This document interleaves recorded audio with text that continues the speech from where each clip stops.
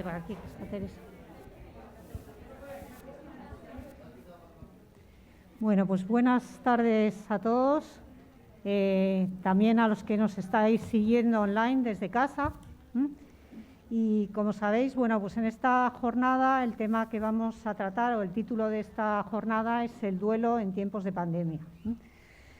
Como muchos sabéis, bueno, pues el duelo es un proceso adaptativo y necesario por el que hay que pasar, ¿no?, cuando se produce una pérdida, la pérdida de un ser querido, pero también, bueno, pues hablamos de duelo, cuando es también la pérdida del trabajo, la pérdida de una pareja.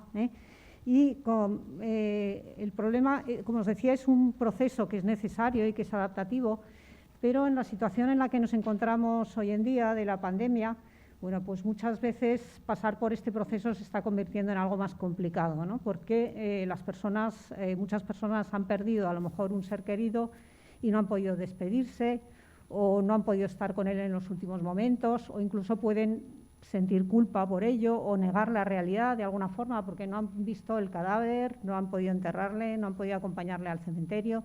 Entonces, bueno, pues todo esto complica de alguna forma el proceso de duelo. También, bueno, pues con todo el tema de las redes sociales, las nuevas tecnologías, etcétera, está apareciendo una forma peculiar de duelo que, bueno, José Carlos ha escrito sobre este tema, que es el duelo virtual.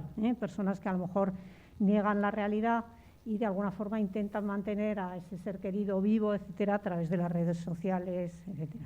Entonces, en esta sesión lo que vamos a hablar es de cómo abordar el duelo desde una perspectiva psicológica y también desde una perspectiva educativa. Entonces, veremos, bueno, pues cómo podemos intervenir en el duelo y cómo podemos ayudar a las personas para que ese duelo pues no se convierta en algo patológico. Y luego, puesto que en el público también hay muchos alumnos de educación y también sé que nos están siguiendo orientadores y educadores de los centros, también, bueno, pues le hemos pedido a José Carlos que nos hable también del duelo en los niños y de alguna forma de cómo ayudar a los niños en este proceso. Entonces, para hablar de este tema, bueno, pues hoy tenemos un ponente de lujo porque es una de las personas que más sabe y ha trabajado sobre el tema del duelo y al que agradecemos muchísimo que haya aceptado a estar hoy con nosotros. Entonces, José Carlos Bermejo, bueno, él es doctor en Teología y Pastoral Sanitaria por el Camillanum de Roma, es profesor de varias universidades, del Máster de Bioética en la Universidad Pontificia de Comillas, director del Máster de Counseling en la Universidad Ramón Llull, el Máster de Coach Dialógico en la Universidad Francisco de Vitoria y el Máster en Intervención en Duelo en la Universidad también Ramón Llull. Él es además el director del Centro San Camilo, que está en Tres Cantos, que es un centro asistencial para personas mayores y también de cuidados paliativos y que ha recibido muchísimos premios de excelencia, ¿no?, en los últimos años. Por ejemplo, el Premio a la Excelencia Europea en Asuntos Sociales, el Premio a la Solidaridad del Ayuntamiento, el Premio al Arte de Cuidar, el Premio a la Excelencia en la Dependencia. Entonces, es un centro de referencia en todo lo que es el cuidado de las personas y también de los cuidados paliativos. Y luego es autor de más de 40 libros, algunos de ellos nos los ha traído y los tenéis en la entrada. Los podéis comprar, además, si no tenéis dinero, por Bizum, también nos ha dejado un número para que lo podáis comprar.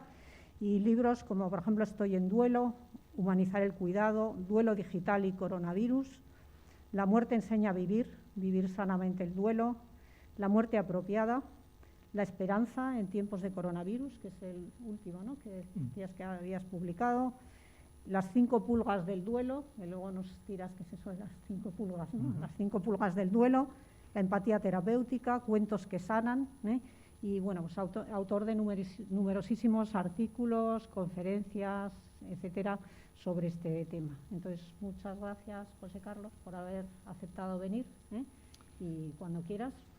Bueno, muchas gracias, Teresa, por la presentación. Es un gustazo para mí estar aquí, como en otras universidades y en otros lugares en el mundo de la salud, de la educación, de la intervención social, para hablar de un tema que me apasiona. En el año 1997 puedo decir que fundé, es así, un centro de intervención en duelos complicados y acompañamos como a 800 personas aquí en Madrid al año en duelo complicado, acompañamiento individual y grupos de mutua ayuda con lo cual desde entonces, yo antes había estudiado, era una asignatura cuando estudiaba en Roma, pero desde entonces pues es un tema sobre los que investigo, escribo y en los que intervengo. Y en este momento digo con mucho orgullo que en España hay 35 centros que se han especializado en intervención en duelo complicado repartidos por diferentes provincias a la sombra de aquel primero que fundamos en el año 1997. O sea, es un tema que me encanta, entre otros, abordar y con mucho cariño he venido pues, a compartir algunas cosas específicas de lo que está pasando y seguirá pasando un poquito más, ¿no?, con ocasión de la pandemia, y otras que son más genéricas. Voy a seguir, porque quiero ser ordenado, voy a seguir más o menos este esquema. Después de una introducción, para los especialistas, pues algunas cosas serán a lo mejor percibidas como generalidades para los especialistas. Para otros, pues será un modo de abrir una ventana a interesarnos. Voy a indicar qué es el duelo, como ya decía Teresa, ¿no?, algunos modelos interpretativos, que ahora tenemos diferentes posibilidades para entrar al abordaje o a la profundización de este tema. Voy a presentar muy brevemente algunos tipos de duelo, que para mí va a ser una oportunidad también para ir sacando claves para la intervención o claves para el acompañamiento. Diré algunas palabras sobre cosas que pasan en este momento en cuanto al duelo digital, qué hacer o a qué acompañar para que el doliente haga su trabajo de adaptación, que decía Teresa, para que no se convierta, si es ya complicado, no se convierta en duelo patológico. ¿Cuáles son esas pulgas del duelo que han dado título? Y es una investigación que hicimos hace unos años. Pulgas o circunstancias o aspectos, factores que aumentan la vulnerabilidad al duelo complicado, al fin y al cabo, y que salen poco en la literatura y los bautizamos así, las pulgas del duelo. Y como me dijiste ayer que había personas interesadas, pues he añadido una diapositiva solamente sobre el duelo y los niños, y si luego podemos hablar o queremos hablar más, pues hablaremos, ¿no? Cito, ahí están sobre la mesa, hemos escrito desde el Centro de Humanización de la Salud, que tiene su sede en Tres Cantos, o el Centro San Camilo, hemos escrito unos cuantos libros desde el punto de vista psicológico y otros recursos para comprender la complejidad de este fenómeno. En principio, como decías en la presentación, podemos decir que el duelo es un proceso que nos ha acompañado siempre toda la historia y nos acompañará toda la historia, y es una forma de sufrimiento de esos que podemos calificar de inevitable. Hay mucho sufrimiento en el mundo que se puede evitar, pero hay algunos que no se pueden evitar, y no hay manera.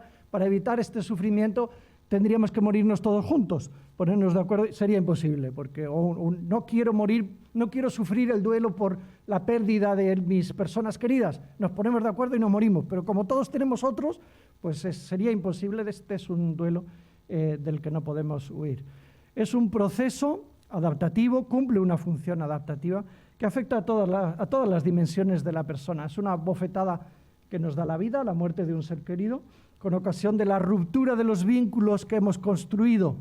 Nos duele, de ahí viene la palabra, dolus, del latín, nos duele y sufrimos mientras, pues digamos metafóricamente, mientras zurcimos los rotos que se producen en nuestro corazón cuando rompemos los vínculos significativos. Yo voy a hablar todo el rato pensando en la ruptura de los vínculos significativos con personas, o sea, el duelo por pérdida de un ser querido. Pero efectivamente uno podría estudiar el fenómeno de la migración pensando o metiendo en un buscador de internet los 7 duelos del inmigrante. Y si no lo habéis hecho nunca, os llevaríais una gran sorpresa de cuántas entradas hay y cómo el título o lema se está convirtiendo en un modo de aproximarnos a la comprensión del fenómeno de lo que se pierde cuando se cambia uno de sitio de vivir, ¿no?, de continente, de cultura, etc. El duelo produce de todo, es un proceso adaptativo en el que hay que hacer un trabajo a nivel cognitivo, a nivel emocional, a nivel conductual, porque nos afecta y hay pensamientos, sentimientos y conductas vinculadas directamente con el hecho de haber perdido algo con lo que habíamos construido un vínculo, ¿no? Habíamos domesticado la rosa, en palabras de Saint-Exupéry en El Principito. Reclama, el duelo como proceso, reclama lo que hemos dado en llamar en la literatura, y es una expresión que utiliza todo el mundo, la necesidad de hacer el trabajo del duelo o las tareas del duelo. La palabra tareas del duelo es más propia de una entrada del modelo más cognitivo, como vamos a decir a continuación. En principio, este proceso adaptativo cumple una función positiva. Yo tenía padre, no lo tengo, me tengo que adaptar a vivir sin padre. Tenía pareja, no la tengo, tenía hijo, no lo tengo y me tengo que adaptar. En principio, tenemos los recursos suficientes a nivel individual y relacional, colectivo, ¿no? Cognitivos, afectivos, relacionales, espirituales, sociales, materiales, para hacer este proceso de una manera normal. Y en principio no requeriría un tratamiento de un externo, de un especialista, o ni siquiera psicofármacos, en principio. Lo cierto es que para algunas personas este proceso adaptativo se complica, y entonces esto justifica también que haga falta que personas se especialicen y que haya pues, estos centros a los que me refería de intervención en duelos complicados. Si quisiéramos estudiar, como estamos haciendo ahora en el fondo, ¿no? El duelo, pues tendríamos varias posibilidades desde el punto de vista psicológico, varios modelos interpretativos o varias entradas. Y yo creo que es bueno, sobre todo cuando uno navega sin brújula por Internet, saber en qué foco está leyendo, ¿no? Puede estar leyendo pues, un foco psicoanalista, duelo y melancolía, Freud, ¿no? O Melanie Klein. Podemos encontrar otras entradas, otros modelos más psicosociales. Estos son los nombres de los clásicos que han escrito e investigado en el campo de la psicología.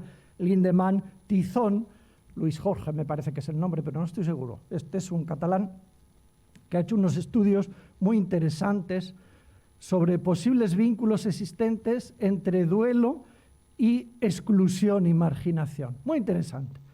Y cuando yo le leía esta tesis pues, y la ilustro, me venía a la mente una situación que me encontré una vez en una ONG, en un servicio de acogida.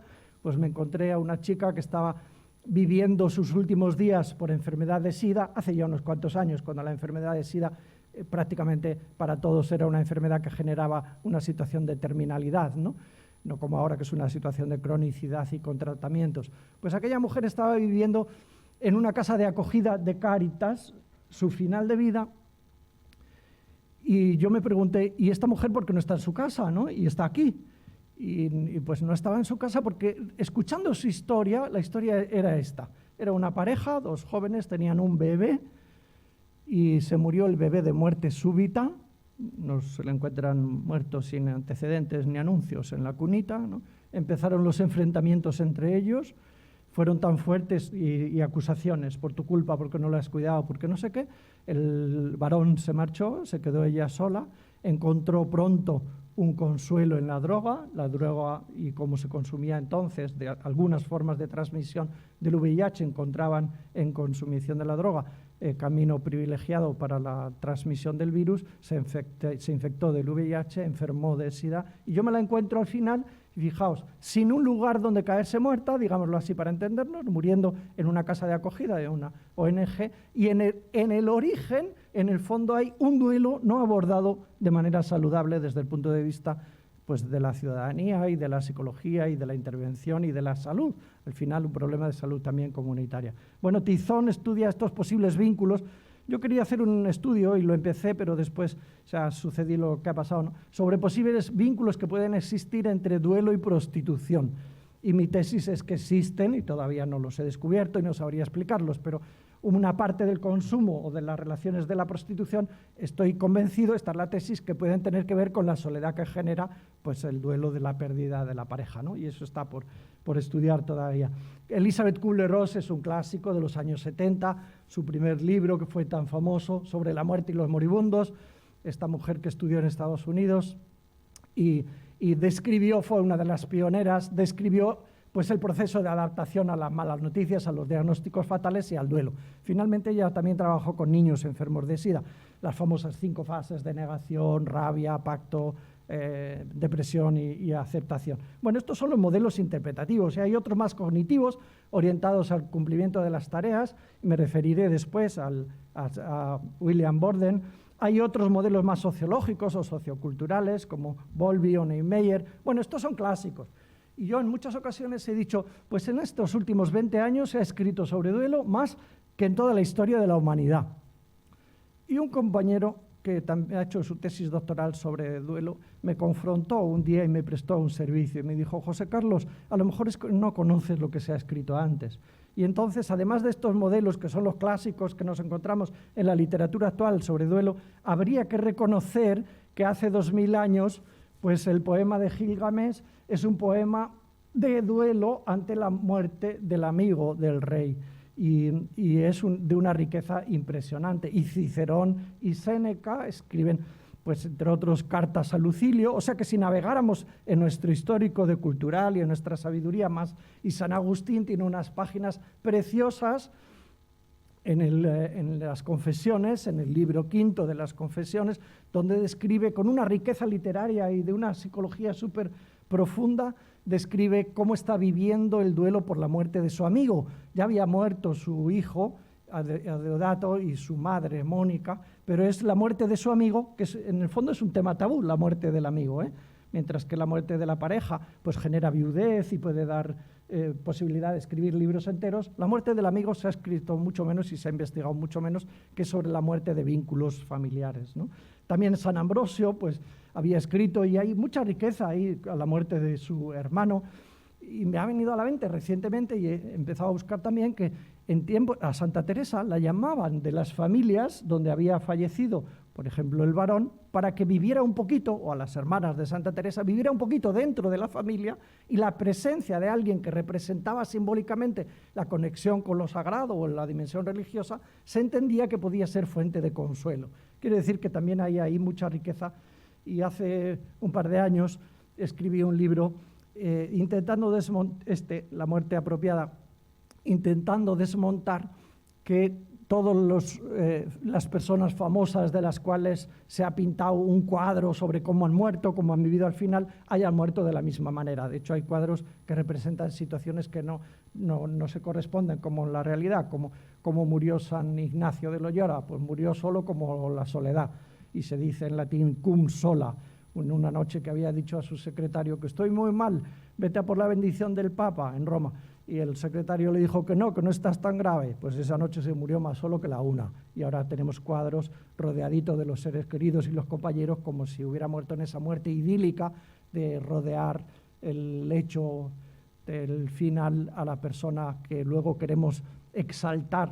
El proceso de idealización forma parte también del duelo, Bueno, pues en este libro, que quiero decir también que me encontré con la única persona que yo conozco en España que ha hecho una tesis doctoral en la Facultad de Psicología sobre esas experiencias tan raras, de las que es difícil decir una palabra, como las experiencias de muerte terminal, de muerte empática, de esa sensación de que algunas personas que están al final tienen, de que les vienen a buscar y nos dicen, pues ha venido mi padre. Dios mío, si tu padre murió hace 2 años, ¿no? Y ha venido mi padre, esa alucinación asociada al duelo o esa experiencia, pues ha sido estudiada en esta tesis doctoral, cuyo resumen es la segunda parte de este libro.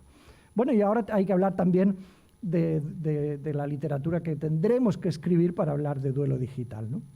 Bueno, después de esta introducción larga, en la que he querido decir que tenemos diferentes modos de acercarnos, diferentes fuentes y focos, diferentes modelos interpretativos, voy a hacer una sencilla clasificación de tipos de duelo. Si uno fuera a un manual de psiquiatría, encontrará páginas enteras o capítulos enteros sobre tipos de duelo, ¿no? Voy a hacer una reducción por razones pedagógicas. Voy a hablar de un duelo normal, será el último al que me referiré, de un duelo anticipatorio, de un duelo ambiguo, de un duelo imposible, de un duelo complicado, también el anticipatorio y el ambiguo serán complicados en buena medida, de algunas formas de complicarse el duelo, como puede ser que se retrase su manifestación, o el duelo crónico, o el duelo enmascarado, o el duelo congelado, y a veces el duelo patológico. Voy a decir algunas palabras de cada uno de estos tipos de duelo también, porque mientras los describo, pues iremos también seguramente pensando en algunas personas que conocemos y también pues en algunas claves para el acompañamiento, ¿no? El duelo es un proceso que tiene que ver con la pérdida. Podríamos pensar que comienza cuando la pérdida ya se ha producido. Pues si yo estoy en duelo porque se ha muerto mi madre, pues entré en duelo cuando murió. Y no es así. Salvo las situaciones de muerte súbita, inesperada, el duelo es un proceso que comienza antes, y por eso hablamos de un duelo anticipado o anticipatorio. Comienza cuando nos empieza a doler, dolus, cuando nos empezamos a dar cuenta de que nos duele la muerte próxima, ¿no? Entonces el duelo anticipado o anticipatorio lo experimentan los familiares que tienen vínculos significativos, y lo experimentamos también los profesionales que acompañamos. Si una enfermera, un auxiliar, un psicólogo, un trabajador social ha trabajado durante 4 años en un centro de donde hay personas institucionalizadas y se muere esta paciente que yo tenía aquí todos los lunes en terapia, había un vínculo significativo, a la ruptura de ese vínculo le corresponde la experiencia del duelo y a la previsión de la ruptura futura pues le corresponde la experiencia del duelo anticipado o anticipatorio. El duelo anticipatorio cumple una función adaptativa. Esto es muy interesante decirlo.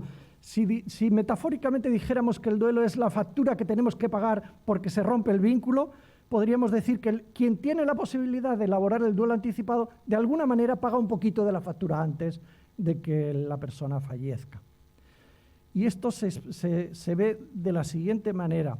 El centro que yo dirijo, en nuestra casa, en nuestro centro, mueren más de 500 personas al año. Y tenemos en la misma estructura un centro de intervención en duelo.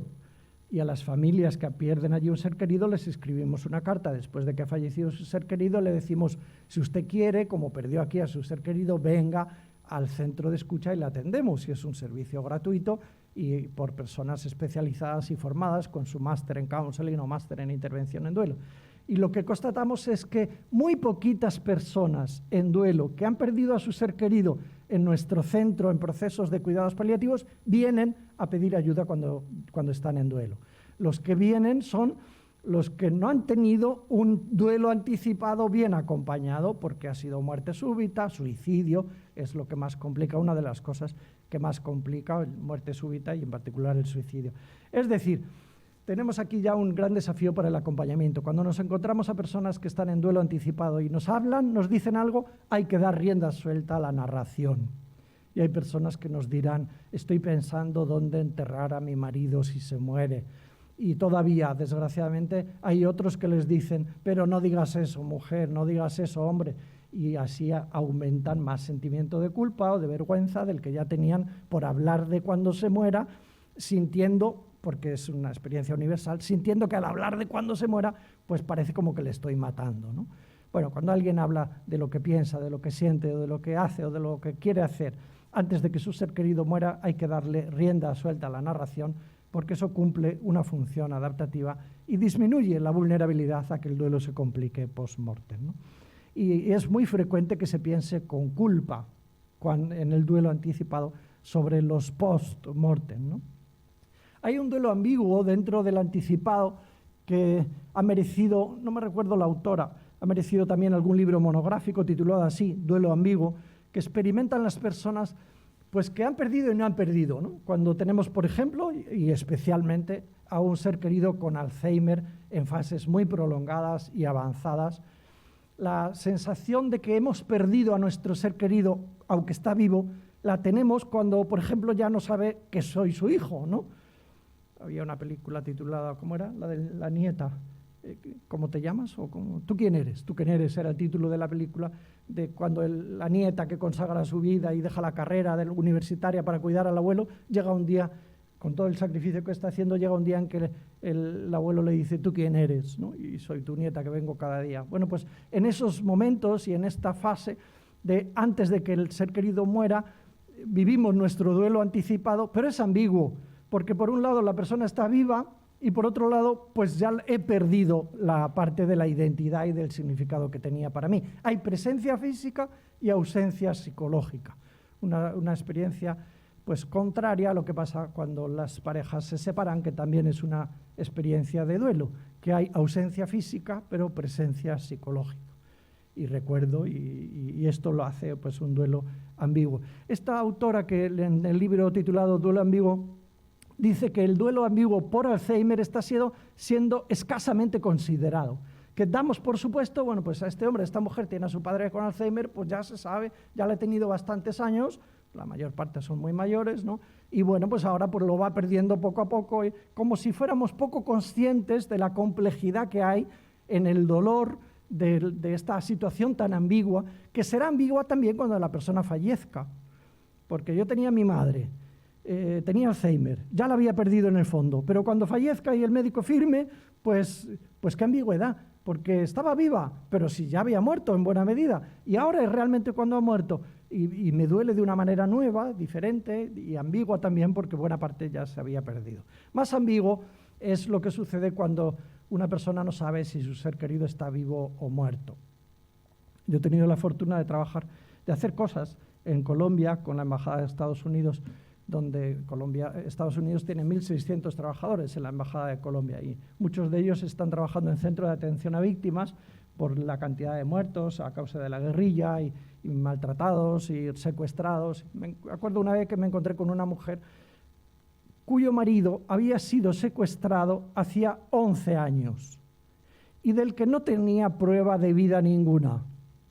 Y la hija de ambos tenía 13 años. Quiere decir, cuando la niña tenía 2 años, secuestraron a papá y al marido, ¿no? Y esta mujer con la que conversé bastante en el hotel donde se celebraba aquel congreso, pues me decía, ¿yo qué tengo que hacer? Tengo que elaborar el duelo, olvidarme de mi, entre comillas, olvidarme, pensar que efectivamente mi pareja, mi marido, está muerto y hacer mi trabajo de duelo y reconstruir mi vida dando por cierto que está muerto, o cultivar la esperanza de que pueda todavía estar vivo. Y si está vivo y algún día vuelve, será mi marido, como el que era hace 11 años, será el papá de la niña que tenía solo 2 años cuando le secuestraron. Este es un duelo imposible. Si alguien sabe qué decir a esta mujer, pues no, yo no sé qué hay que decir a esta mujer para que haga un duelo. Son duelos más que ambiguos, son duelos saludables, ¿no? Nos lo encontramos también en todas esas circunstancias donde ha habido un accidente y hay personas que durante un tiempo, no sé cuántos, hoy quizás es más fácil, pero durante un tiempo no se sabe si su ser querido está entre las víctimas o no.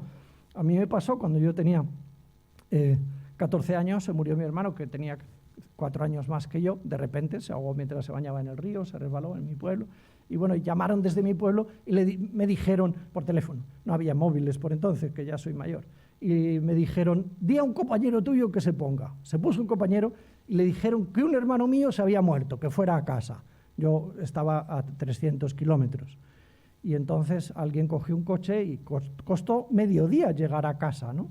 Y no teníamos móviles en aquella circunstancia, que ahora sería de otra manera, pero en el fondo sigue existiendo. No supe quién era el hermano, yo tenía 7 hermanos, el hermano que estaba muerto hasta que no vi el cadáver en mi casa.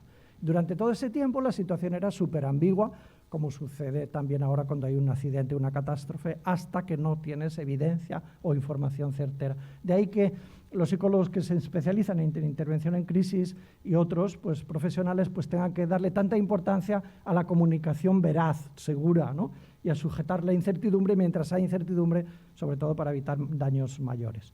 Bueno, dentro del duelo anticipado, aunque brevemente quiero citar algunas situaciones que tienen nombre curioso, por ejemplo ¿no? Duelo anticipado todavía, como es el síndrome del hijo de Bilbao. Este nombre lo bautizó Marcos Gómez Sancho, que es un médico famoso en España por la promoción de los cuidados paliativos, canario, y bueno, pues lo bautizó así en el año 75, cuando muchas familias de España tenían un familiar en Bilbao por el desarrollo industrial y porque la gente iba porque había trabajo, ¿no? Y entonces este nombre evoca esa situación que se produce en una familia cuando, estando malo uno de los miembros de la familia, otro coge el teléfono que está allí y llama al que vive lejos, que vengas, que papá está muy mal. Y el que está lejos, pues viene porque le han dicho. En todas las culturas sucede que intentamos llegar antes de que se muera, porque tenemos miedo a la culpa que experimentaremos luego si no hemos estado presentes, ¿no? Parece que honramos así, aunque tuviéramos incluso un vínculo ambiguo, honramos y nos quedamos tranquilos si hemos estado presentes. Cuando el que vive fuera llega y se encuentra con la situación, motivo por el que va, ¿no? Que es que su padre o su hermano está muy mal, esta experiencia es muy frecuente, y es en todos los sitios. Es fácil que su reacción sea de proyección y de rabia contra quien no tiene ninguna culpa. Pero ¿cómo le tenéis así? ¿Pero cómo no le habéis puesto al menos un suerito? Pero mira que está mojado y no le habéis cambiado, y le acaban de cambiar, ¿no? ¿Pero cómo no le habéis llevado al hospital? ¿Pero cómo no? Disparado contra los cuidadores habituales, familiares o profesionales. Bueno, esta situación que aquí en la universidad diríamos pues la entendemos perfectamente, se puede tratar de un sencillo mecanismo de defensa, es la proyección de la rabia a quien no tiene ninguna culpa, pero es un mecanismo inconsciente de defensa, genera un sufrimiento evitable. Y a veces los que rodeamos también entramos al trapo y decimos, mira el último que viene y encima con exigencias y disparando. En lugar de hacer un diagnóstico humilde, pues mira, pues está sacando su rabia y hay que ayudarle porque se nota que es una situación de síndrome de hijo de Bilbao. Esto yo cuando lo oí la primera vez me pasaba que eso pasaba raramente y luego he ido verificando como en mi propia familia, que para colmo tengo un hermano que vive en Bilbao, se produce como se describe en los libros. Y si lo leemos en América Latina, pues será el síndrome del hijo de fuera, y si lo leemos en Portugal, pues será el síndrome del primo de Francia, para explicar lo mismo. Otra situación menos bautizada y menos frecuente en la literatura es el síndrome de Lázaro. Pues coge el nombre de un relato bíblico, la resurrección del amigo de Jesús, y evoca esa situación en la que en el proceso de duelo anticipado la familia y los seres queridos están preparándose, adaptándose, viendo la trayectoria y que el familiar se va a morir, y en vez de ser esta la trayectoria de que el enfermo se muere, se produce un punto de inflexión, no la mejoría de la muerte, que se llama mejoría de la muerte ya, sino un punto de inflexión, la persona mejora y se estabiliza y tira millas durante semanas o meses, ¿no? Y esta recuperación de la persona genera malestares en el núcleo familiar. En nuestro centro, como decía, que mueren más de 500 personas, pues el año pasado fueron más de 20 las personas que vinieron allí derivadas por el servicio de salud de la Comunidad de Madrid, esperando que se murieran, con una esperanza de vida en nuestro centro de 18 días, y en vez de eso se estabilizó y a los 3 meses, pues los médicos o los psicólogos tuvieron esta tarea, comunicar a los familiares la mala noticia de que su ser querido estaba mejor. Su ser querido está mejor. ¿Y por qué es una mala noticia? Porque hay que darle de alta y tiene que volver a casa. Y eso, cuando ya estaba la familia en proceso de adaptación a la pérdida, pues genera dificultades. Bueno, es muy propio en la cultura latina la claudicación familiar, se nos gastan las energías a todos los cuidadores a la vez, y es muy propia la codependencia. A veces vale la pena diagnosticarla para reaccionar bien. Este síndrome se empezó a estudiar en el mundo de las adicciones a drogas, sobre todo, pero ahora se aplica también al mundo de los cuidados, donde aparentemente está claro que una persona es cuidada y otro es el cuidador, y en la foto saldría una cuidadora femenino, ¿no? Fácilmente la hija o la pareja. Hay veces que el cuidador del dependiente se convierte en dependiente del dependiente, a nivel psicológico, relacional, y a esto lo llamamos codependencia, ¿no? La dependencia del cuidador, cuando es al revés, a nivel psicológico, afectivo, y en la foto sale una persona que dice pues que no se puede ir a casa porque si yo me voy mi padre se pone nervioso, y hay algo de verdad, ¿no?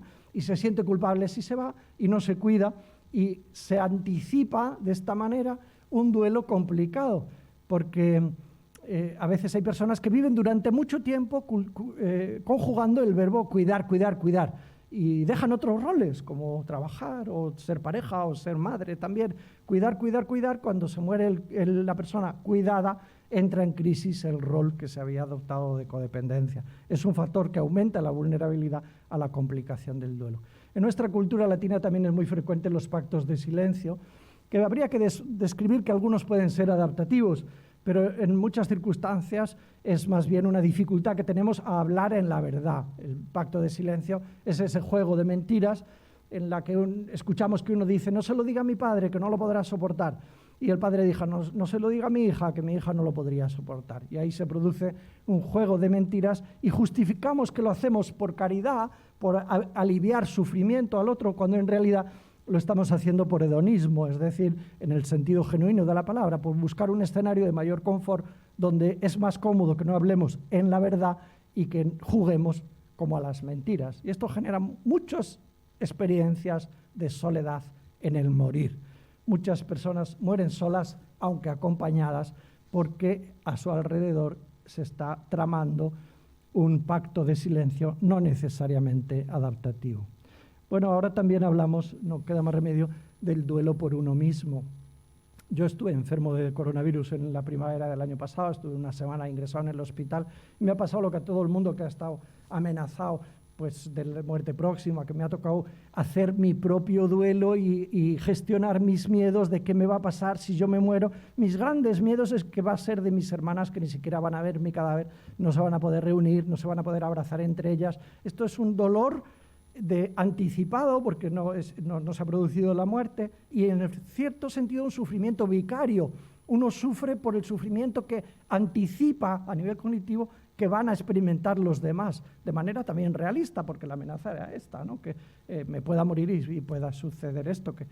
Yo llegué a preparar, estando todavía en mi habitación, en mi casa, con mi despacho al lado, llegué a preparar la lista de teléfonos de mis seres queridos para, digo, como me lleven al hospital o yo vea que me pongo muy malo, aprieto la tecla, solo faltaba el enter, y mando esta lista a un amigo para que cuando yo pierda la conciencia se encargue él de informar a los demás, que si no se va a hacer un lío aquí.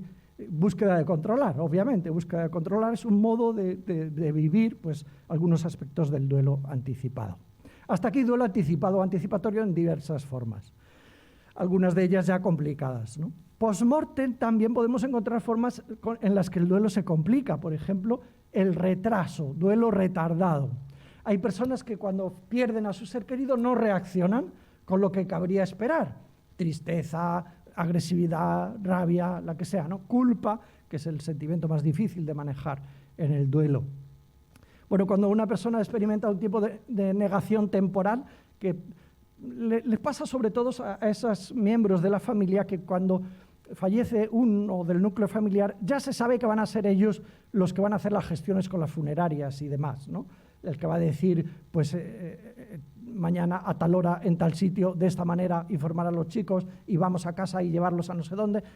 El que hace todas estas gestiones es el más vulnerable normalmente al duelo retardado porque dedica mucha atención a lo que hay que hacer, al hacer. Escucha menos al corazón y un tiempo después, qué sé yo, si semanas o meses, el corazón le dirá que era tu padre y todavía no te has enterado, y se producirá pues una manifestación que desgraciadamente a veces encontrará juicio por fuera, ¿no? Mira este o mira esta. No lloró cuando se murió su pareja y ahora está hundido en la miseria. En lugar de haber un radar más saludable, mira este, es ahora cuando parece que necesita pues algún tipo de acompañamiento, atención o intervención especial en el duelo.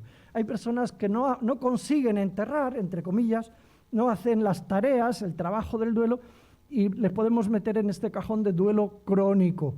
No haciendo el trabajo, diríamos, como si llevaran el muerto debajo del brazo y estuvieran...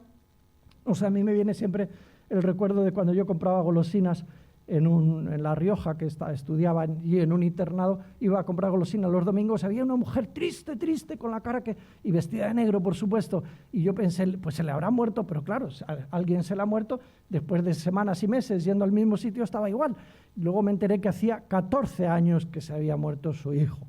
Diríamos, si me hubieran dicho, fue el mes pasado, la percepción que yo tenía de la situación en la que se encontraba me lo habría creído y lo habría entendido, ¿no? Hay personas que no consiguen, no solo que van para atrás, como nos pasa a todos.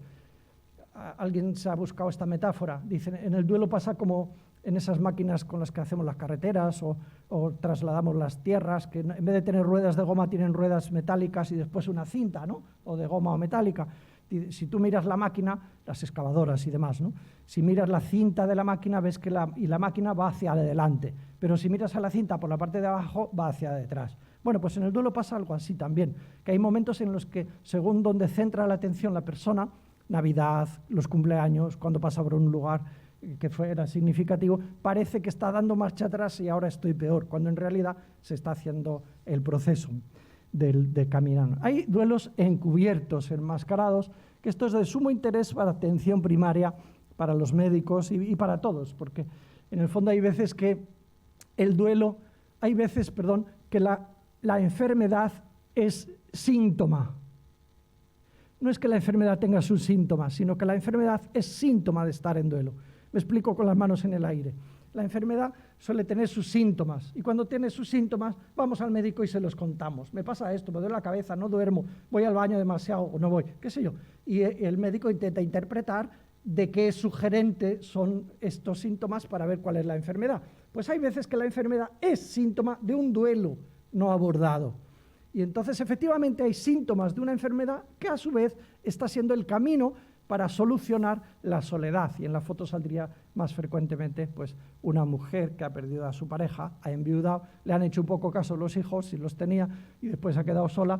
Y la solución que la naturaleza humana tiene en ocasiones es enfermar, porque en enfermando pues me hacen caso y tengo motivo para salir y para ir y para que me llamen y me digan qué tal mamá, ¿no? Bueno, hay veces entonces que el duelo está encubierto. También hay duelos indecibles o privados de derecho social, que son aquellos que se producen cuando perdemos vínculos que teníamos que no habíamos socializado por el motivo que sea. Parejas homosexuales, si no hubieran sido socializadas, ante las cuales la ley tampoco reconoce los mismos derechos que en otras situaciones, pues hay situaciones efectivamente que uno pierde a un ser querido y no tiene permiso social para expresar como en otras situaciones, ¿no? Es el caso en parte de la pérdida del amigo. Yo hace 5 años perdí a mi mejor amigo, era mi mano derecha en el centro, pues yo el director, era el director de recursos humanos, estaba también su mujer trabajando, con lo cual yo tuve que vivir esta experiencia. Su mujer tiene derecho a duelo porque ha perdido a su marido. Yo, que era su mejor amigo, ponerle comillas si queréis, no tengo permiso social porque es un amigo y eso no está escrito sobre el duelo de los amigos ni tampoco las leyes lo contemplan. Bueno, sería un temazo. Alguien podría decir cómo se mide que un duelo sea complicado o no, o cuándo pega el salto al duelo patológico. Bueno, pues hay instrumentos que se utilizan sobre todo, más en la investigación que en la intervención, ¿no? El cuestionario más famoso es el de Prigerson, que en la Sociedad Española de Cuidados Paliativos utilizamos, sobre todo en el mundo del final de la vida, para discriminar entre duelo normal, ponerle comillas, y duelo complicado y duelo patológico, con formularios diferentes para adultos y para niños. Cuando hablamos de duelo patológico, bueno, pues a veces se ve a ojo y a veces habría que utilizar un instrumento de medida, ¿no? Reacciones exageradas, la persona no duerme. Me acuerdo cuando murió el novio de mi sobrina, 20 y tantos años, y estaban a punto de casarse, ya construyendo su casa, la ilusión propia de, además, pues eso, construir la casa.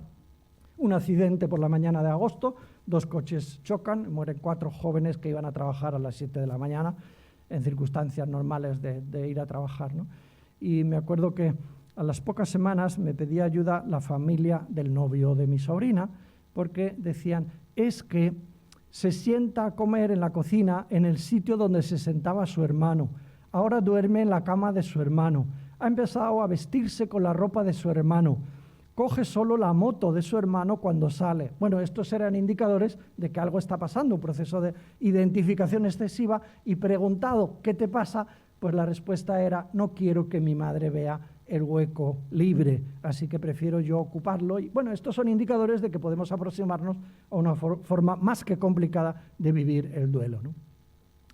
En estos momentos hay otros aspectos que tienen que ver con el mundo digital, ¿no? Y que he podido escribir en ese libro que está afuera, ¿no? Ya hace bastantes años, en un vuelo regular que yo cogía para dar clase en Roma los lunes, pues me acuerdo que la azafata me dijo, ¿quieren los periódicos? No, pero tome, que son muy interesantes. Bueno, y no sé por qué, fíjate, aquel día que era próximo al Día de Difuntos, pues había varios separatas sobre cuántos muertos hay en la red.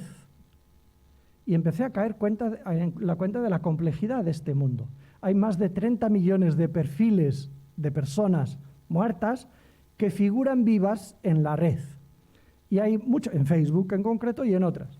Y hay muchos perfiles que están siendo utilizados o automáticamente para mostrar todavía, para mandar estímulos como si estuvieran vivos, mañana es su cumpleaños, o respuestas automáticas, como también de otros, no solo de la red, sino cuando uno se hace una tarjeta de Iberia o de no sé qué, pues no está contemplada la muerte, de tal forma que sigue el sistema mandando mensajes de publicidad, por ejemplo, pues a la dirección.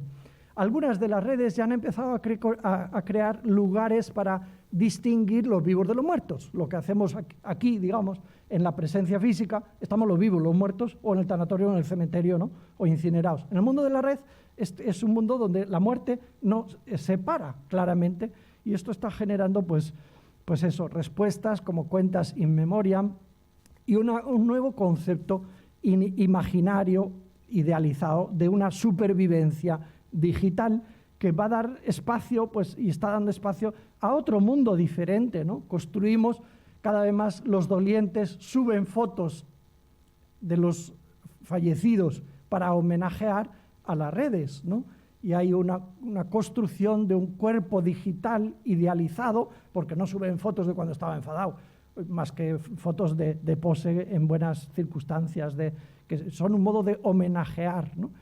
Bueno, esto está generando también cosas, algunas que son más raras, como hay voluntarios, fotógrafos voluntarios que se ofrecen a hacer fotos de los bebés nacidos muertos o prematuros para entregar a los familiares como recuerdo. Hacemos una foto al bebé que acaba de fallecer, que ha muerto en el parto o ha nacido muerto, y entonces que la familia lo pueda conservar. Cosas que en otros tiempos también hacíamos, también hacíamos cuadros de muertos y de famosos por su importancia a nivel social o religioso, ¿no? O porque se trataba de una batalla, y también lo hemos hecho, pero ahora lo estamos haciendo de una manera más complicada. También en el mundo digital pues se está posibilitando reconstruir nuestra imagen y dejar un legado digital que se construye a partir de los algoritmos que se combinan, las IPs, nuestros datos, nuestros mensajes, todo lo que vamos dejando, que en el fondo está idealizado y que permite hacer cosas como las que ha hecho una serie, un programa de la serie Black Mirror en ¿cómo se llama? En Netflix, no sé si lo habéis visto. Es un episodio muy interesante en la que una pareja pues, que tiene mucha actividad en las redes, no lo estropeo y os invito a verlo. Se muere el varón y en el tanatorio ya le dice una amiga a la mujer, pues escríbele un correo a esta dirección y te responderá tu pareja reconstruida digitalmente a partir de su abundante rastro digital. Y empieza, y efectivamente escribe, esto tiene un precio obviamente, y le responde a alguien con la misma identidad, con lo que respondería el vivo, ¿no? Porque está reconstruido a partir de todo el rastro, el legado digital que vamos dejando, ¿no? Y bueno, y después el sistema le ofrece también, pues si quieres te mandamos un avatar, y lo acepta, y le llega un muñeco con textura, que hace de todo menos sufrir, de todo lo que quiere el vivo de verdad, menos sufrir. El resto hace de todo, ¿no? Pues si quieres que coma, come, si quieres que hable, habla, si quieres que haga el amor, lo hace, si quieres que se calle, se calla, ¿no? Es una, entre comillas, resucitación que responde a un anhelo de toda la historia de la humanidad, y es pues, poder tener relación post-mortem con nuestros seres queridos, sobre todo si se han ido sin avisarnos o si se han suicidado, ¿no? La televisión coreana hizo otra experiencia muy dura, que es que a una mamá le ofrecieron tener un encuentro con unas gafas que permitía tener experiencia tridimensional y unos guantes que permitían tener experiencia táctil, un encuentro con su niña que había muerto. Y entonces, pues la niña iba a responder como hubiera respondido su niña a partir del rastro digital, ¿no? Y se trataba de un experimento sobre el que hoy nos preguntamos en el capítulo Ética y Duelo, sobre lo que hay muy poquito escrito, ¿no? Hasta dónde esto ayuda. Y no faltan voces en España que dicen que esto es bueno porque es lo mismo que antes era ver el álbum de fotos, ¿no? Y no faltan otras voces que esto es un negocio y se aprovecha de la fragilidad y de la vulnerabilidad de la persona en duelo y que esto no ayuda a hacer las tareas del duelo. Bueno, en algunos cementerios y algunas empresas fúnebres también venden el servicio de poner un código QR en las lápidas o en los columbarios para, en práctica, hacer como pues, lo que la frase bíblica podría querer decir. Se muere el amigo de Jesús y a Jesús se lo dicen y va y dice, Lázaro, sal fuera. Bueno, pues hoy diríamos, vas al cementerio, escaneas el código QR y dices, sal fuera, y tienes al muerto en tu móvil con lo que haya grabado o lo que haya preparado él o lo que le hayan preparado los seres queridos. Es decir, un paseo por el cementerio podría ser un paseo de encuentro con los dispositivos móviles para reencontrarse vivos porque resucitados digitalmente. Son cosas que están pasando, como también, aunque me salté la diapositiva, pues la posibilidad de retransmitir en directo los ritos fúnebres y las selfies en los funerales, ¿no?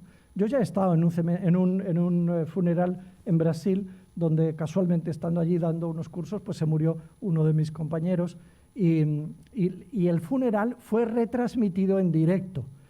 Y bueno, pues uno puede decir, pues qué buen servicio para los que no pueden venir, sobre todo si es alguien que tiene personas lejos o muchas y demás. Y luego me he dado cuenta de que cuando cumplió un año, yo lo busqué en la red y lo encontré y lo volví a ver. Y creo que no me hizo daño ver otra vez el funeral de mi compañero en el que yo estaba presente, ¿no? Pero me hizo pensar también, ¿y qué habrá sido de su madre? ¿Cuántas veces habrá podido ver la madre de mi compañero el funeral de su hijo? ¿Y esto le habrá hecho bien o no le habrá hecho bien que esté circulando por la red? Bueno, pues son cuestiones abiertas, creo que no cerradas del todo, ¿no? Y que, bueno, pues también durante la pandemia, algunas en concreto, que nos han impedido hacer la fase de duelo anticipado y adaptativo de acompañar, la fase ritual. Los ritos humanizan. Digamos, la historia de la humanidad comenzó cuando algunos seres humanos empezaron a enterrar a los semejantes de una manera diferente y nacen los cementerios, ¿no? Y ahí nace pues el homo consciente de la muerte y dolido por la ruptura de los vínculos con las personas a las que ama, ¿no? Nada más cruel que no poder enterrar a un ser querido, o que dudar de si el ser querido estaba en ese cajón o no. Para colmo, todo lo que somos capaces de construir con la imaginación a partir de que haya un error en algún sitio, ¿no? En este sentido, un error de que efectivamente allí no estaba y después se haya tenido información de eso. Hemos estado condenados a convertir nuestras casas, y todavía en parte, en tanatorios, ¿no? Y los tanatorios han sido digitales. Y también los ritos. Yo mismo hice un rito digital. Cuando murió el padre de mi compañera, grabé un rito y se lo mandé. Y lo utilizaron, dijeron, al menos podemos reunirnos escuchando todos esta grabación, porque de lo contrario es que no hay nada. Y sin ritos, la sabiduría popular también dice, mira fulanito, ha muerto como un perro. Es decir, es una deshumanización, la ausencia de ritos cualesquiera que sean, laicos o creyentes, religiosos o del tipo que sea. Bueno, unas palabras más y abrimos el diálogo. Podríamos decir, ¿y qué hay que hacer para que el duelo no se complique o no se patologice? ¿Cuál es el trabajo del duelo? ¿En qué consiste? ¿O en qué consiste acompañar a alguien? En la tradición también saldrían buenas tesis doctorales si investigáramos lo que significó en otros tiempos la consolatio, el arte de consolar. Se dice que una de las aportaciones del cristianismo haya sido, en parte, un cierto cambio de modelo de consolar ante la muerte de los seres queridos. La filosofía griega tendía a consolar por la vía de la argumentación. Todos los hombres son mortales. Tu madre es mortal. Todas las personas son mortales. Tu madre es persona, tu madre es mortal. Y esto te tiene que consolar, que es un razonamiento de pura lógica filosófica, de sentido común, ¿no? Se dice que el cristianismo haya añadido una consideración mayor de la importancia del mundo subjetivo, emocional, no solo la capacidad de razonar para acompañar a hacer el trabajo del duelo. Bueno, el modelo de William Borden, que es un modelo más cognitivo que otra cosa, pues habla de las 4 tareas del duelo y tiene su utilidad. A mí me parece que es muy útil, y tanto es así que he querido y ha entregado a la editorial Desclée un libro titulado Las 7 tareas para completar espirituales, para añadir otro foco que no es tan psicológico, sino desde otra dimensión. Bueno, Borden dice, hay que ayudar o hacer, según si eres acompañante o doliente, ¿no?, estas 4 tareas. 1, aceptar la realidad de la muerte. 2, dar expresión a los sentimientos. Diré unas palabras de cada una de estas tareas. 3, adaptarse al ambiente en el que el difunto ya no está. Y 4, invertir energía emotiva en nuevas relaciones. Primera tarea, breves palabras, aceptar. Se dice muy fácil, pero el ser humano está hecho, hemos aprendido a negar, y a negar inconscientemente, y a defendernos negando. Y negamos pues soñando, cuando soñamos que está vivo cuando en realidad ya ha muerto. Y negamos cuando estamos despiertos y tenemos experiencias alucinatorias o pseudoalucinatorias asociadas expresamente a la intensidad del dolor del duelo.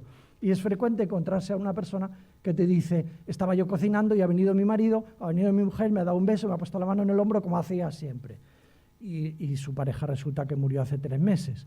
Y está pensando que se está volviendo loca o loco. Y en realidad es una defensa y una experiencia alucinatoria vinculada a esta dificultad de aceptar la muerte, ¿no? Me acuerdo cuando muy cerca de aquí murió la madre de la secretaria primero que yo tuve. Me llamó su marido y me dijo, ven, porque Mari Carmen está dándole tortitas a su madre y ha muerto hace 2 horas. Está diciéndolo, despierta, mamá, que todavía estás bien. Bueno, esto duró solo 2 horas, hasta que también llegamos y le ayudamos a aceptar que ella estaba muerta. Hay veces y en otras circunstancias en las que cuesta mucho aceptar. A veces hasta algunos conceptos pseudo-religiosos pueden ayudar a negar en vez de aceptar que la muerte es muerte y es irreversible, excepto para los niños, ¿no? Que para los niños, pues hasta cierta edad, la muerte es reversible. Hay personas que, por ejemplo, no consiguen procesar la ropa. Y esto tiene que ver con la siguiente tarea, ¿no?, que es con la tercera, dar expresión, segunda, dar expresión a los sentimientos. Uno podría pensar que el sentimiento más universal es la tristeza, o la rabia en algunas circunstancias, la indignación porque ha tenido que morirse mi hijo. En realidad el sentimiento más difícil de manejar es la culpa. La culpa que en ocasiones, aun siendo irracional, atención a esto, aun siendo irracional, neurótica, puede tener una valencia adaptativa en el duelo.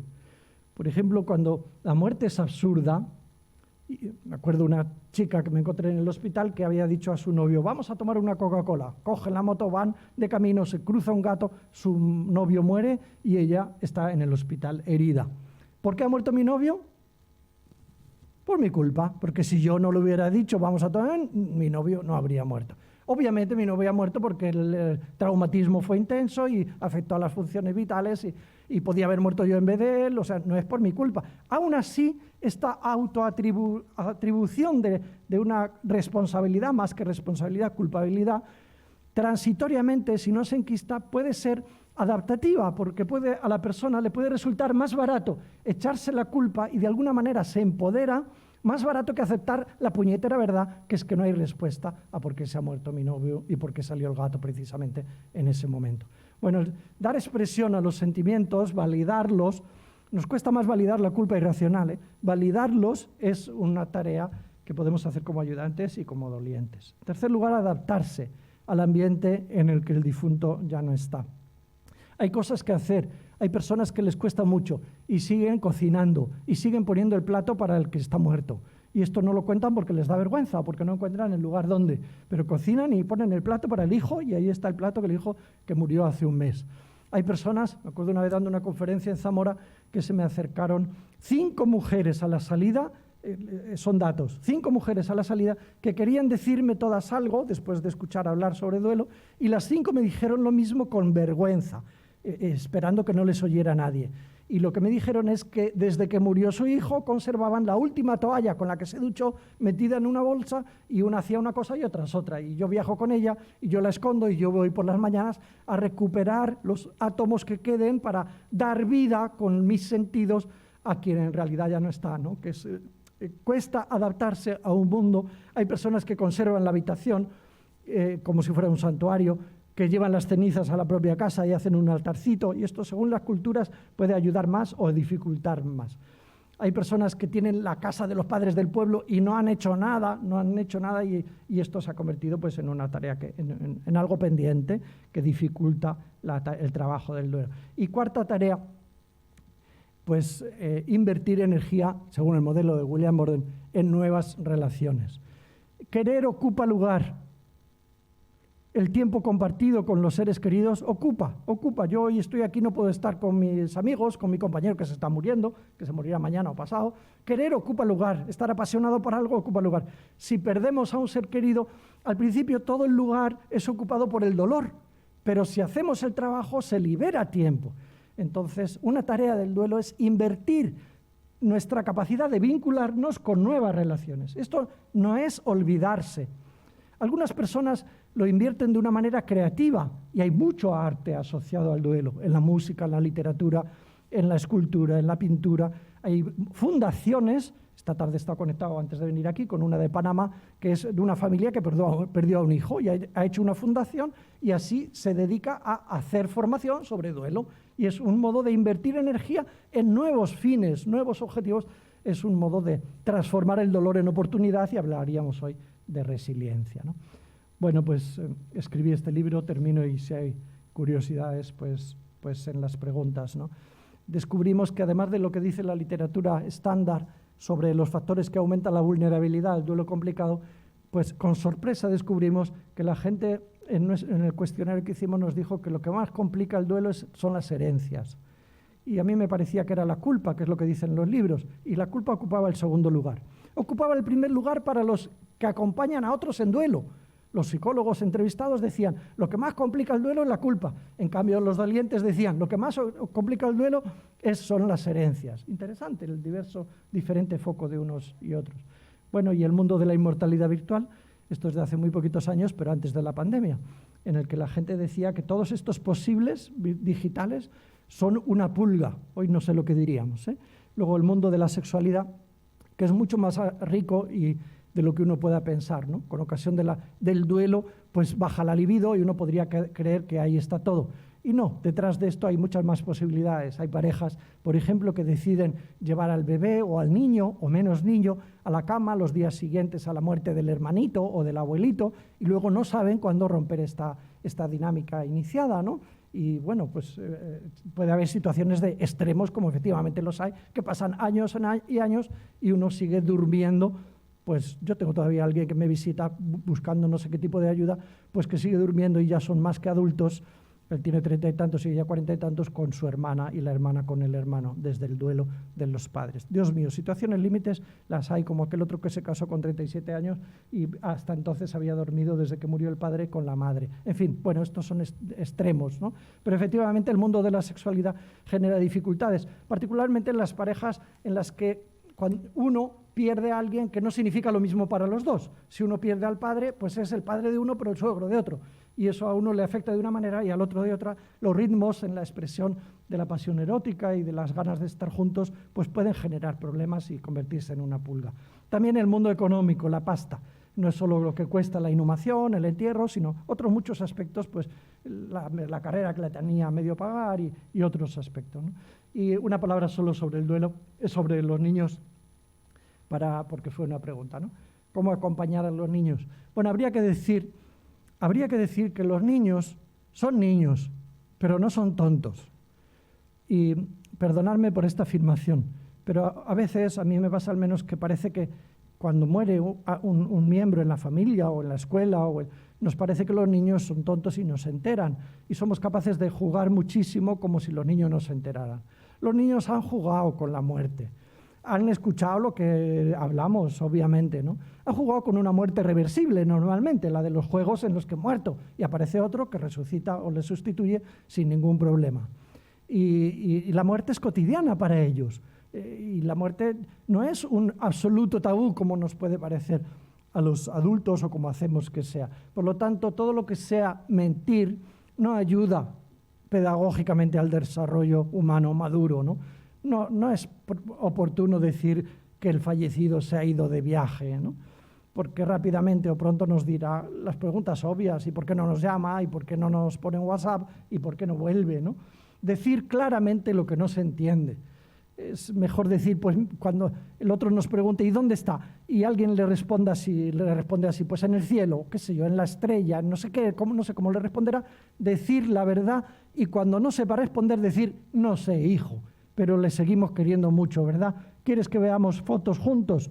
Y en lugar de esconder y cambiar de conversación, entrar al trapo y darle naturalidad. No esconderse para llorar, porque el niño aprenderá que para llorar hay que esconderse y que perder a un ser querido genera dinámicas de no transparencia. Y esto lo aprenderá porque lo verá a su alrededor. Es muy importante preguntar a los niños, habría que matizar mucho, y una compañera ha escrito un libro, Los niños y el duelo, monográfico, ¿no? Pero habría que preguntar a los niños qué les preocupa. Y además de una vez descubriremos que les preocupan cosas muy concretas. ¿Y quién le va a dar de comer, no? Y cuando quiera levantarse, si está en el cementerio, cuando quiera volver, ¿cómo lo va a hacer? ¿Quién le va a ayudar? Y no se asfixiará, no se quemará si le incineran. Bueno, pues estas preguntas hay que hacerlas con mucha naturalidad. Me acuerdo una vez en un entierro en Zaragoza, le pregunté a un niño que habían llevado porque se había muerto su abuelito y era el padre de un amigo mío. Y le pregunté, ¿qué te pasa? ¿Qué te preocupa? Porque estaba mirando al muerto por el cristal. Dice, ¿está vivo? ¿Por qué, hijo? ¿Por qué dices eso? Mira, se está moviendo. Y claro que se movían las telas que le cubrían con el ventilador que había encima, que no había, o el aire acondicionado. Efectivamente, él estaba teniendo... Imagínate que nadie le pregunta, pues habría quedado con la fantasía. Y es más duro lo que puede generar la fantasía que lo que genera la verdad. A los niños hay que darles participación también en los ritos, después de explicarles, mira, va a ser así, ya lo han visto en la tele, caramba, han visto muertos por todos los lados y ensangrentados debido a la pornografía de la muerte, de la que somos víctimas también de algunos medios de comunicación. Pues explicarles y decirles, ¿quieres ir? Y si quieres ir, vienes, y si te cansas, pues te vuelves a casa o te ayudamos a regresar. Fomentar el diálogo, fomentar el recuerdo. Recordar es volver a pasar por el corazón. En latín, ¿no? Pues bien, hay que recordar, no hay que invitar a no hablar, esconderse o mentir o intentar olvidar. Y bien, estas son algunas muy pocas indicaciones que podrían dar mucho para acompañar a los niños en duelo. Pues muchas gracias por este rato de atención y seguimos juntos un rato si tenéis preguntas. Gracias.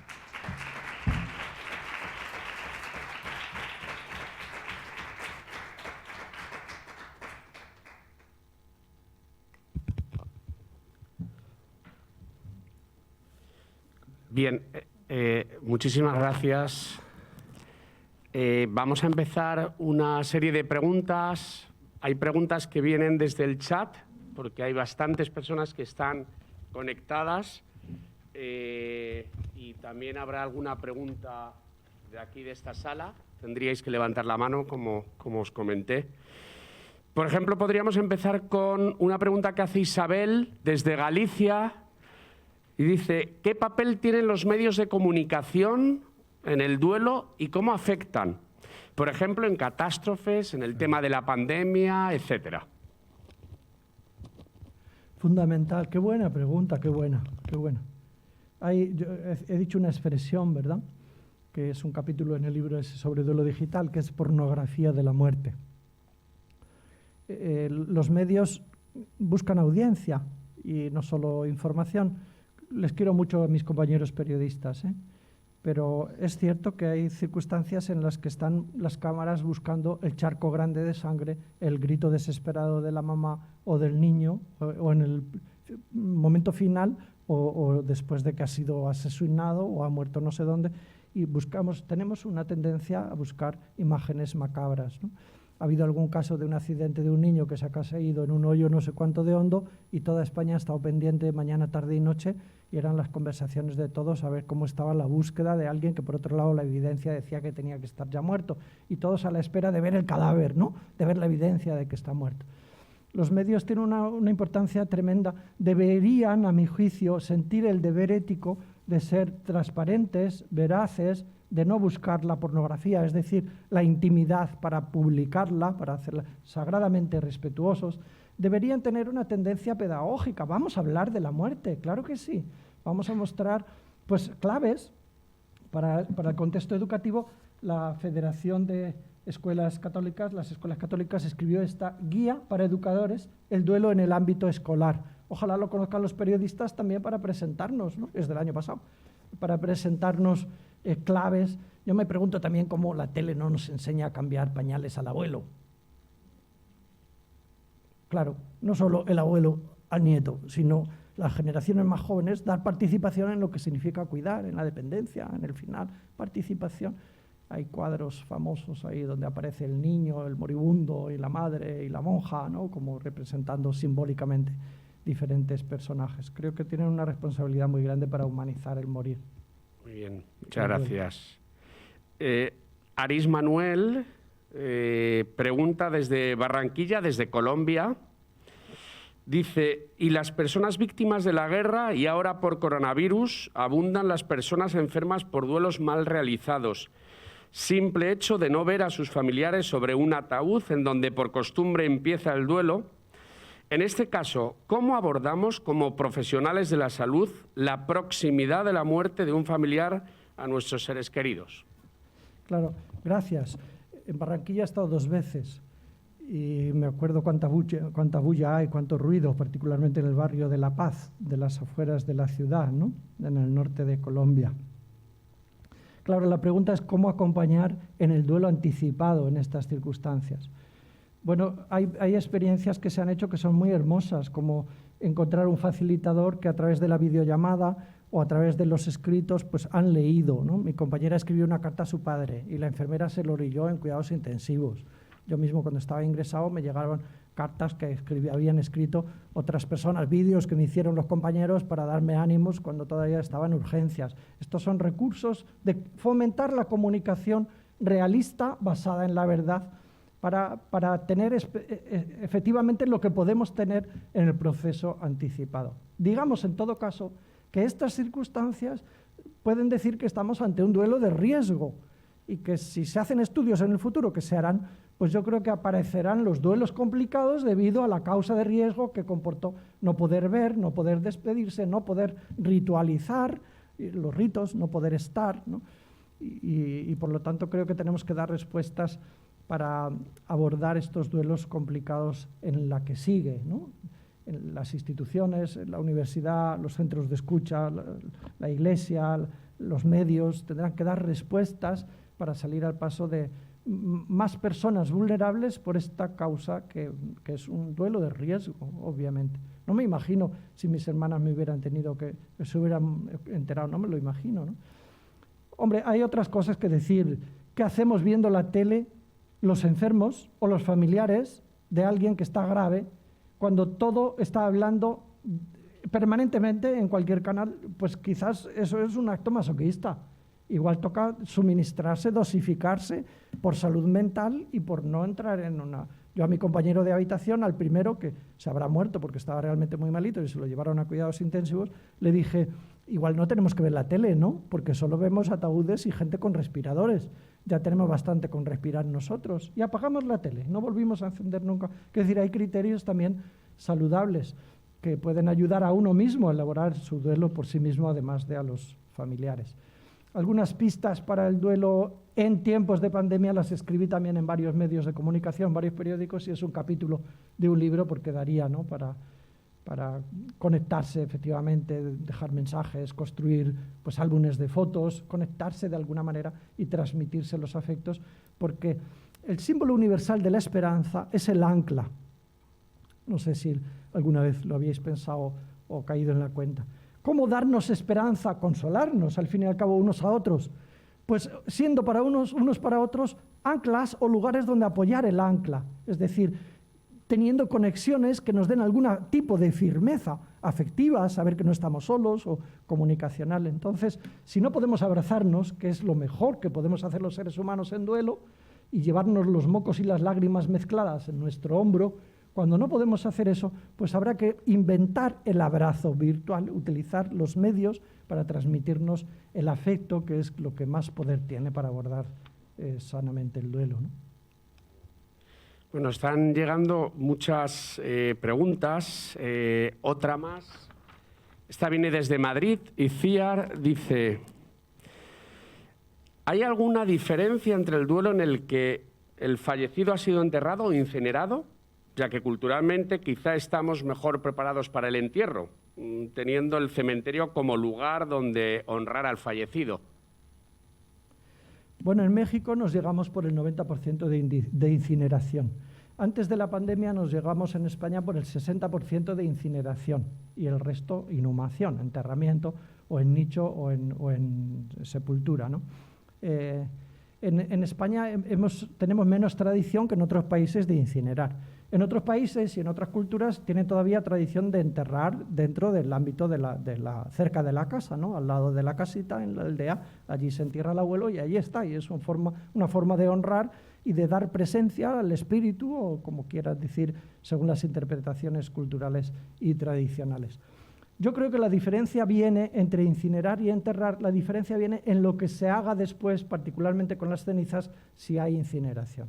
Hay personas que, como las cenizas, digamos, son cómodas, es decir, las puedes tener en un armario, encima de un mueble, en el salón. Todo esto es un riesgo de que aumente la resistencia a la aceptación, ¿no? Mientras que la consideración de que hay un lugar visible, tangible, a donde se puede ir, peregrinar, ¿no?, donde están los muertos, los restos, esto psicológicamente, culturalmente, ayuda mucho a las personas. En el Magisterio de la Iglesia Católica, por ejemplo, en el 2018 se escribió un documento sobre esto, intentando promover la costumbre de cuidar los cementerios y mantener la tradición de sepultar. Es más caro, es menos higiénico, lo sabemos, ¿no? Pero yo creo, donde veo las dificultades y donde los teóricos analizan otras dificultades, es en lo que se hace con las cenizas. Sabemos que hay personas que hacen joyas, o sea, hay empresas que venden el proceso de hacer joyas con las cenizas y te llevas pues un diamante hecho con las cenizas de tu pareja, ¿no?, o de tu hijo, ¿no? Y esto puede, pues además de costar un poquito, pues esto puede generar un poco de dificultad, ¿no? Hace no tanto me llegó un email de Ámsterdam y me preguntaban mi opinión sobre un proceso nuevo que se practica en algunos lugares, que es la humusation, que es un tratamiento de los restos mortales que durante un año consiguen transformar los restos físicos del cadáver en compost, que luego, un año después, por el contenido simbólico que tiene y las posibilidades de cobrar por eso, entregan a la familia una maceta con los restos transformados en compost y una planta, ¿no? Y este proceso, llamado humusation, pues se practica en algunos lugares. Yo creo que esto ya está dando problemas a algunos. Por ejemplo, ¿qué pasa luego? Hay un deber de cuidado, ¿no?, con esa planta, y qué pasa si me voy, se genera un vínculo, qué pasa si se seca, ¿Y qué pasa si las cenizas las entierro en el jardín y luego quiero vender? Estoy diciendo cosas concretas de mi experiencia, ¿no? Que si luego quiero vender y está ahí las cenizas de mi ser querido. Bueno, esto creo que son dificultades prácticas que hay que considerar y que uno no puede no pensar suficientemente cuando toma las decisiones. Y podríamos decir con mucha naturalidad, ¿y para qué quieres el cementerio? Si está para eso, ¿no? O el columbario, o como han hecho ahora algunas parroquias, que han hecho un lugar para depositar en común todas las cenizas juntas. Pues esto creo que son prácticas saludables para hacer de la muerte también una experiencia colectiva. Pues vamos un día, celebramos, ¿no? Y honramos la memoria en un lugar físico que evoca la vida y ayuda psicológicamente a hacer el trabajo.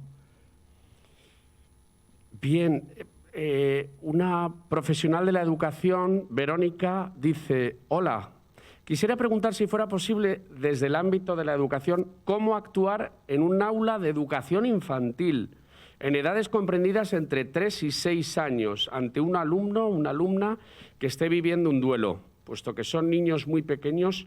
¿Cómo habría que actuar? Muchas gracias, Verónica. Yo tanto no sé. De hecho, yo me atrevo a acompañar duelos complicados, pero cuando se trata de niños derivo inmediatamente a mi amiga Consuelo, doctora en filosofía, experta, sabe. O antes tenía una pedagoga que utilizaba una perra y con la perra había adquirido habilidad para jugar con el niño en duelo y conseguía sacar los sentimientos y las dificultades. Le aconsejo sin ninguna duda esto que se ha creado para este contexto, ¿no? Guía para educadores, el duelo en el ámbito escolar, y la literatura que hay sobre el duelo y los niños, Consuelo Santamaría, desde hace muy poquitos años. Hay que tener en cuenta que es diferente según el momento de desarrollo evolutivo y según la personalidad. Hay un momento en que el niño piensa que la muerte es reversible, que los muertos pueden volver, ¿no? Hay un momento en que los niños cambian radicalmente, de la rabia a la tristeza, y de dar patadas porque se ha muerto mi hermanito, a estar triste, a la negación total, ¿no? Y hay ejemplos que podríamos traer, ¿no? Recuerdo que decía una persona en un grupo de mutua ayuda: yo cuando se murió mi padre, dice, lo único que quería era que no me prohibieran ir al cine, porque ya tenía la entrada comprada. Y fíjate, ¿no? Pues claro, pues fíjate, dice, pues no tiene conciencia, no expresará la tristeza, ya la expresará después, ¿no? Y la prioridad y la envergadura de lo que está pasando, pues según la edad en la que se encuentre, pues es diferente la percepción. Lo que sí que digo es que de lo que estoy firmemente convencido es que no es bueno la negación. El ocultamiento no es bueno a ninguna edad, porque esto transmite valores, ¿no? Y es un modelo relacional que el niño vive, lo ve y lo va a oír, porque nos va a oír llorar o nos va a ir discutir entre los adultos, ¿no? Buenas tardes y muchísimas gracias por la intervención. Yo soy profesora de aquí de la Universidad de Villanueva y sí que quería hacer un poco alusión. Me ha gustado mucho el tema de que el trabajo del duelo en los niños, cuando se oculta, pues se hace peor, porque realmente ocultar la muerte, cuando es algo natural, debería estar en la pedagogía, un poco con la pregunta que hacía ahora esta persona que acaba de preguntar, el tema de que realmente la pedagogía de la muerte tiene que estar ¿no? dentro del currículo ordinario, dentro de la pedagogía. Hablamos de pedagogía de la vida y hay que hablar también de la pedagogía de la muerte, desde el primer momento, de forma natural, ¿no? Un niño pequeñito que no tiene ese concepto, ¿no? El desarrollo evolutivo, el momento evolutivo de poder saber que es algo irreversible, sí se puede hablar con pues, asignaturas como conocimiento del medio, las plantas viven, las plantas mueren, los animales viven, los animales mueren, de hablar de la muerte de forma natural, porque al final, si no se habla de la muerte a lo largo de la vida, realmente la vida tiene menos sentido, ¿no? Porque realmente todos vamos a morir. Entonces, si desde pequeñitos a los niños se les educa, se les da esa pedagogía de la muerte, que ahora sí que hay mucho escrito sobre la pedagogía de la muerte en los niños, pues deberíamos tratarlo de manera natural, porque realmente todos nacemos y todos morimos, ¿no? Y además que luego se da una gran paradoja en el siglo XXI, porque vivimos en una cultura de la muerte, de eugenesia, eutanasia, etcétera, pero luego realmente la muerte es un tabú en nuestra sociedad. Se ve en las películas, pero realmente en el día a día se oculta la muerte, ¿no? Nadie quiere hablar de la muerte. Gracias. Muchas gracias. En algún lugar leí esta sentencia: lo terrible y conocido es menos cruel que lo terrible y desconocido. Que creo que por otro lado es una gran verdad. Para el niño es menos cruel lo terrible conocido, lo terrible y sobre lo que no se... Allí al fondo, si quieres, y sobre lo que no se habla.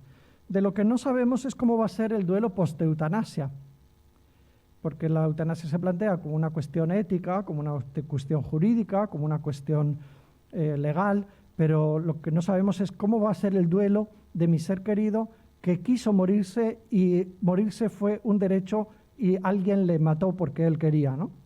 Porque era un derecho en el contexto sanitario. ¿Cómo va a ser el duelo post-mortem, post-eutanasia? Pues sería algo que investigar. Bueno, hay un libro muy bueno de Holanda que es Seducidos por la muerte, donde nos explica lo que ha pasado, donde esto se ha convertido en... donde ya hay un poco de experiencia de marco legal, ¿no? Hola, buenas. Uy, perdón. Yo soy Eva, soy alumna del máster de atención temprana de aquí y bueno, y en relación a que hemos venido expresamente para ello, me gustaría comentarle acerca de cómo se puede trasladar el hecho del duelo dentro de un niño que pueda estar hospitalizado o que pueda pasar largas jornadas en relación a una enfermedad o alguna necesidad o dificultad psicológica de salud mental que pueda tener en esta situación, bueno, en este contexto más bien. Y muchas gracias. Sí, gracias a ti, Eva.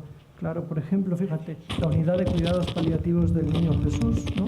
Del Hospital Niño Jesús de Madrid, que es la única unidad de cuidados paliativos que hay en Madrid, porque es suficiente, me parece, y donde trabajan también. Ahí tienen que gestionar la proximidad de la muerte con los niños permanentemente. Ese es su trabajo, ¿no?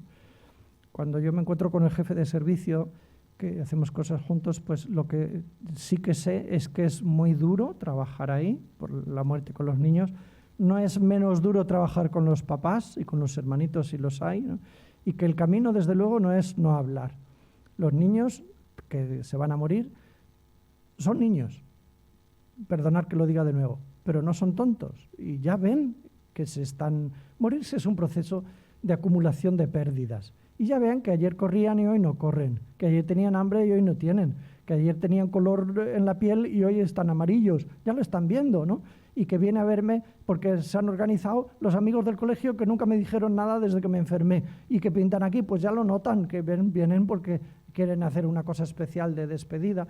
Por lo tanto, al niño hay que darle oportunidad de que exprese. Lo que no podremos nunca, y esto es un duelo jodido, iba a decir, de la gente, es devolver al ser querido o impedir la muerte, ¿no?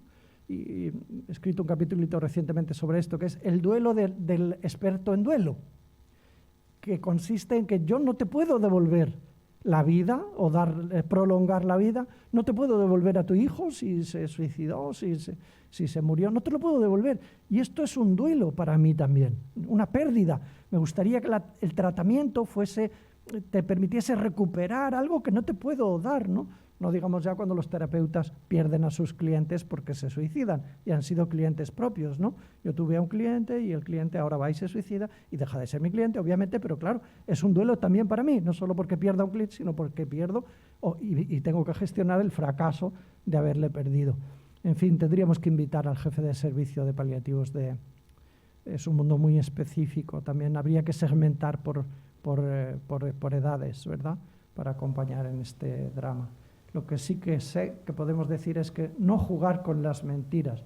La mentira, decía un autor, y lo comparto, nunca puede ser piadosa.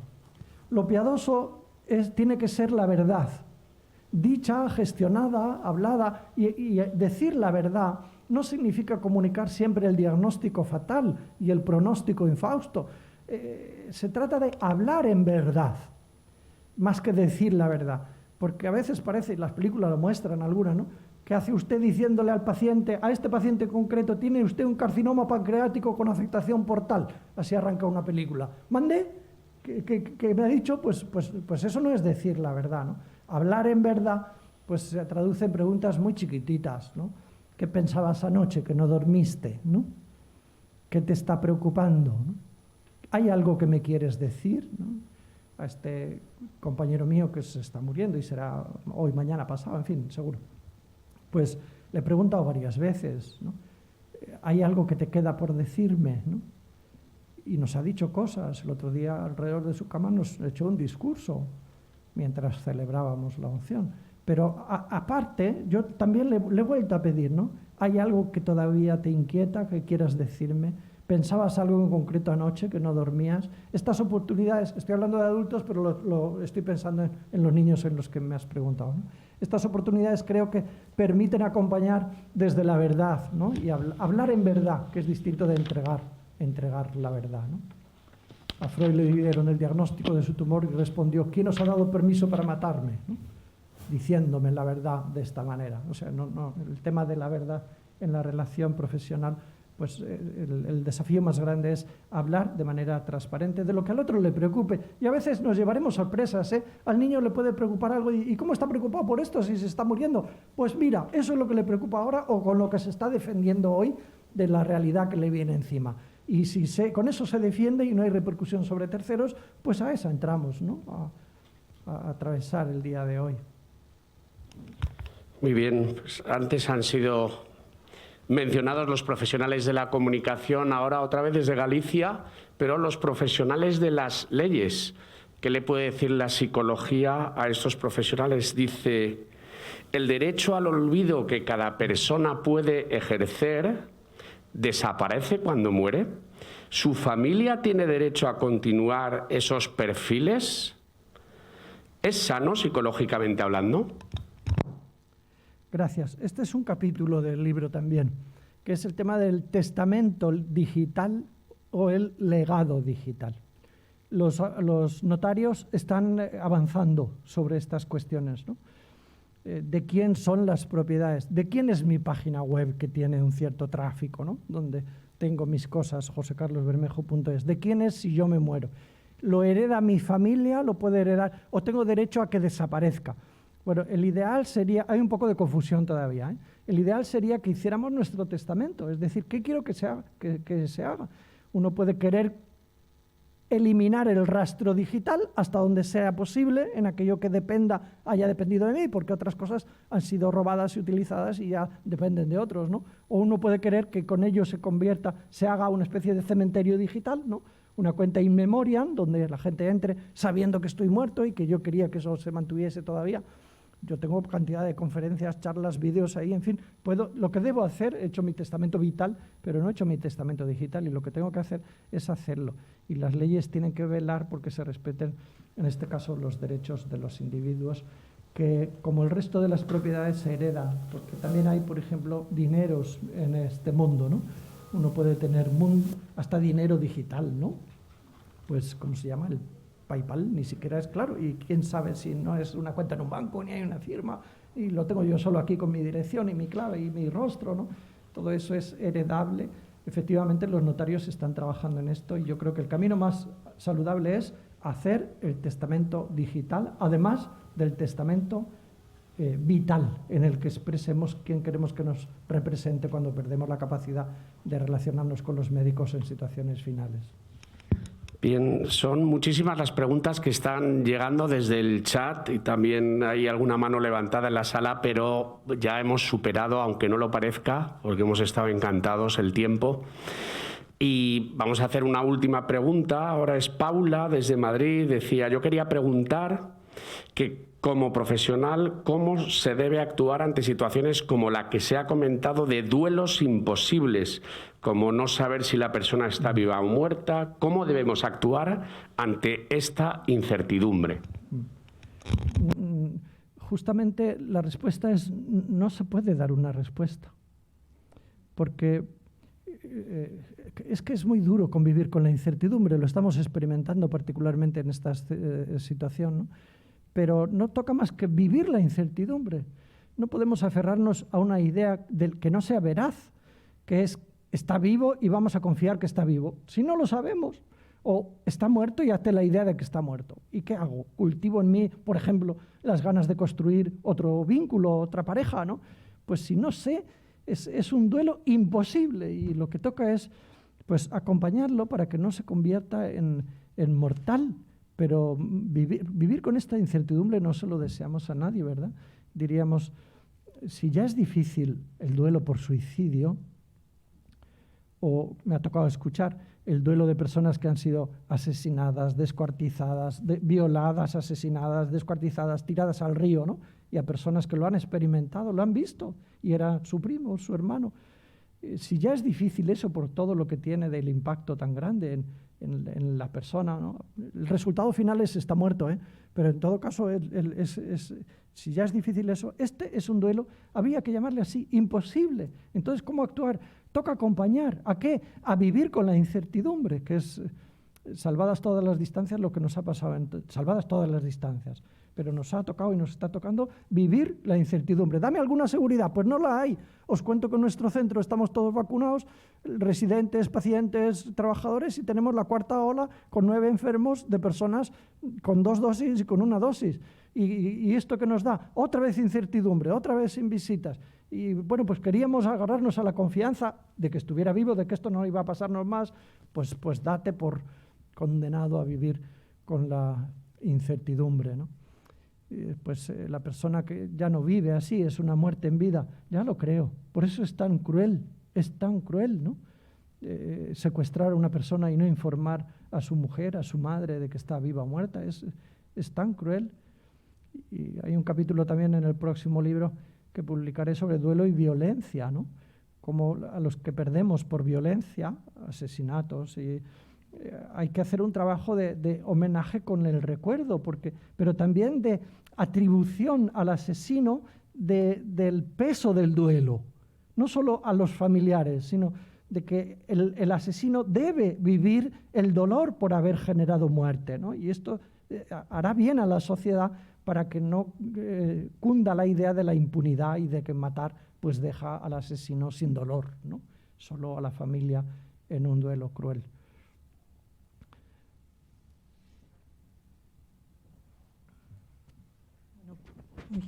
Pues muchísimas gracias, José Carlos. Yo creo que podríamos seguir aquí rato haciendo preguntas.